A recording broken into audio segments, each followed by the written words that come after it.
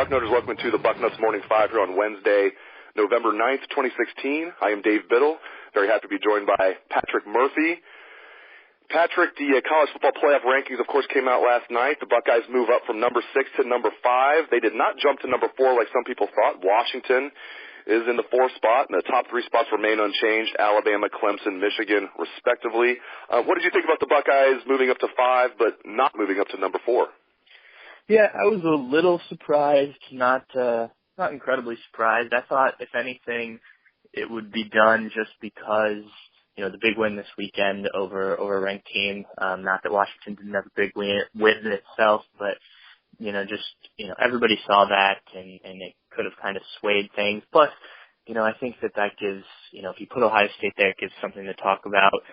Is Washington getting screwed out of things? And I think, in the back of their minds, they know they have a show to fill an hour of after they get done with the rankings. But it clearly gave enough to talk about to have Ohio State at 5. So, in the long run, I think both teams, both fan bases understand that, they just need to take care of their business more or less. Obviously, Ohio State needs a little bit of help, but, everybody's in a good position here, and whether you're 4 or 5 right now doesn't seem to make a huge difference.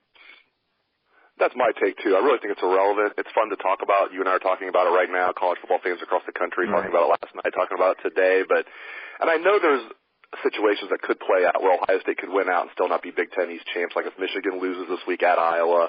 If Ohio State and Penn State finish in a 2-way tie, Penn State would go. I get that, but I don't think Michigan's going to lose. I think all those teams are going to win out going into the final weekend. I think Penn State's going to win out, period. And it's going to come down to Ohio State and Michigan, in my opinion. I just don't see either one of those teams losing up until then, and I think it's going to come down to Ohio State and Michigan for the Big Ten East title. What's your thoughts?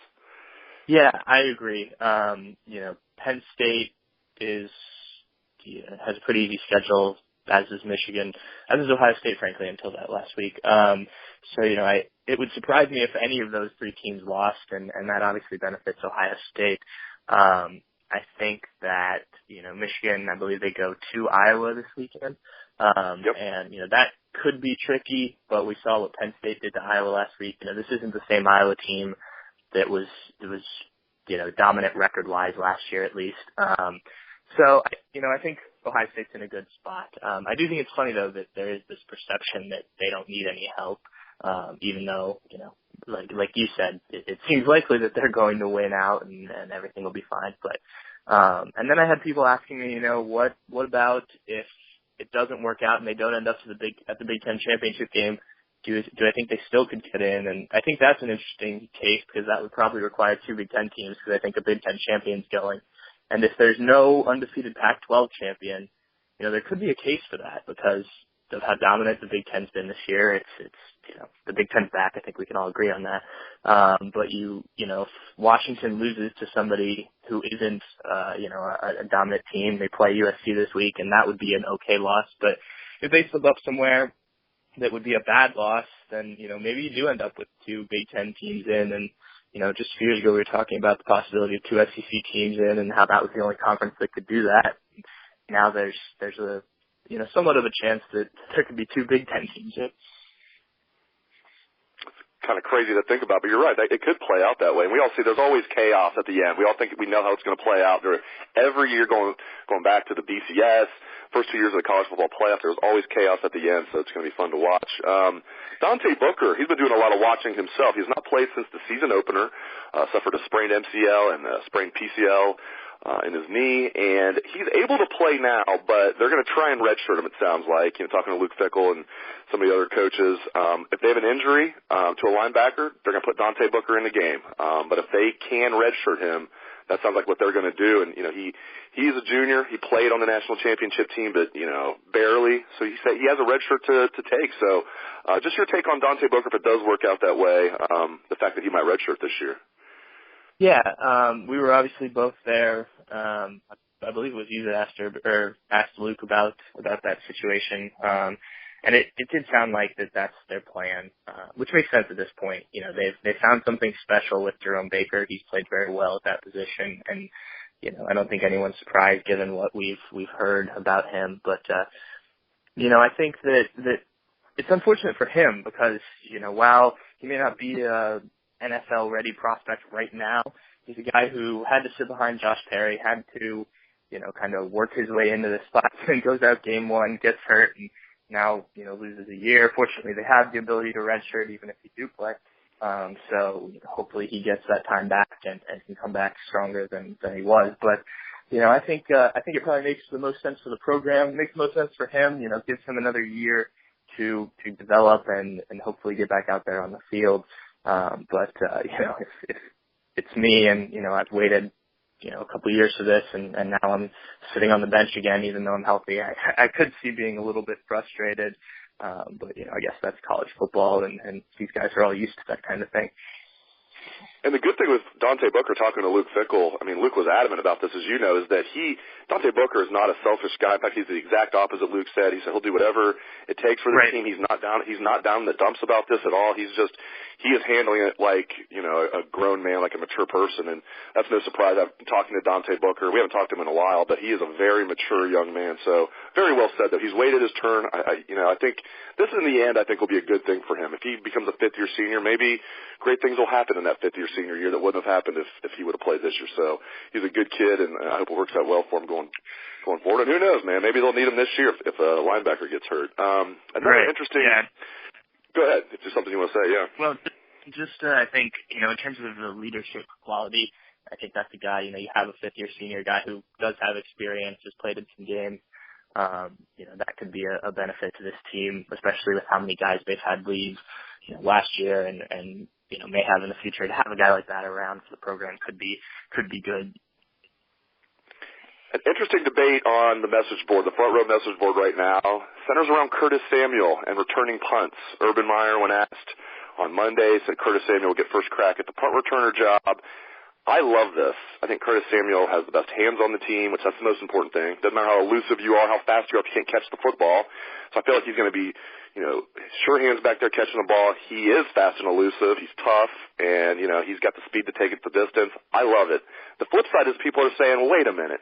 He is invaluable to this offense. Why are you going to run the risk of an injury? My rebuttal to that is, when is the last time anyone can remember an Ohio State punt returner getting hurt returning a punt? No one can remember. We have a board full of diehard Ohio State fans. No one can think of one. I went back and checked. I can't, research. I can't find one that's been seriously hurt. Everybody talks about Ted Ginn getting hurt in the national championship game against Florida. That was a kick return. He was hurt during the celebration when Roy Hall jumped on him. I'm just not seeing the evidence, Patrick, that returning punts is that much of an injury risk. You can get hurt in practice. Are you going to cut back on Curtis Samuel's practice reps to keep him healthy? Are you going to cut back on his reps offensively to keep him healthy? I think you got to play to win. I love that Curtis Samuel is going to return punts. Your thoughts?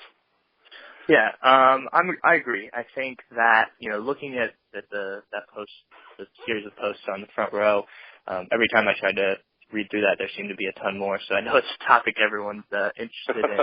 But I think that the idea that punt returns, kick returns create more injuries is something that's been kind of put in our heads. The NFL's been trying to go away from those. And, I'm sure there's studies that guys can get hurt. Obviously, you're running full speed at each other. But I don't necessarily think it's the return men that they're looking at. It's these other guys that are blocking and putting their heads down, and he's got all the concussion stuff. But, looking at Curtis Samuel, I think he would be a great fit. My only question is, I don't remember back in his recruitment, but is this something he's done before? Catching a punt, having the awareness of where everyone else is and then taking off and avoiding tacklers is different than catching a ball, thrown to you by JT Barrett. It's kind of a different experience. You can lose the ball in the light more so than you can catching a pass just because of the angles and the way you catch it. So I think that could be the only thing. Is he comfortable doing this? Does he have experience doing it? I assume he did in high school. I think we've seen that with Dontre Wilson. There's no reason why Dontre Wilson, shouldn't be good at it. He's got all the same type of skills that would make him good. Maybe not as secure of hands as Curtis Samuel, but everything else. So, where does Curtis Samuel, fit in terms of the comfort level, I think is my only question. But I don't think Urban would put him back there if he thought that there would be a risk. But they are putting Dontre Wilson back there, and they put Jalen Marshall back there before. So, maybe they just don't pay attention too well to what these guys have done in the past. But I think Curtis would be a good one back there, and like you said, I'm excited to see the possibilities of what they can do, because it's been a long time since you've had a really dynamic, Ted Ginn type of return man. Jalen Marshall was good. Some other guys have been good, but, Curtis Samuel could be that next level, I think, back there. Buckeyes at Maryland this Saturday, 3:30 kickoff, televised by ESPN. Ohio State is favored by 29 points. Give me a final score prediction. Who's going to win this one, Pat? Yeah, I think I went Ohio State 45, Maryland 17. I don't think you see quite as dominant a performance as you did last Saturday night, going on the road, an afternoon game, those type of things. But, I think, and I read this somewhere, and I think it was on our message board, somebody said, this is kind of a homecoming for some of the guys some of the younger guys on the team. I think this is a recruiting area that Ohio State is really trying to get into. So I think they'll be fired up for it. The coaching staff, respects what DJ Durkin has done as a coach just because of Meyer's experience with him and then his job at Michigan. So I think they'll not overlook Michigan, Maryland. It's not like Michigan is next week.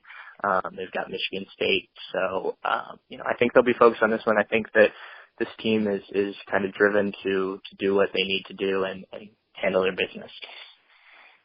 Great stuff from Patrick Murphy. I appreciate it, Patrick. And thanks to all listeners out there for tuning into the show. I appreciate it. Hope everyone has a great day. Let's hear some Buckeye swag. Best damn band in the land.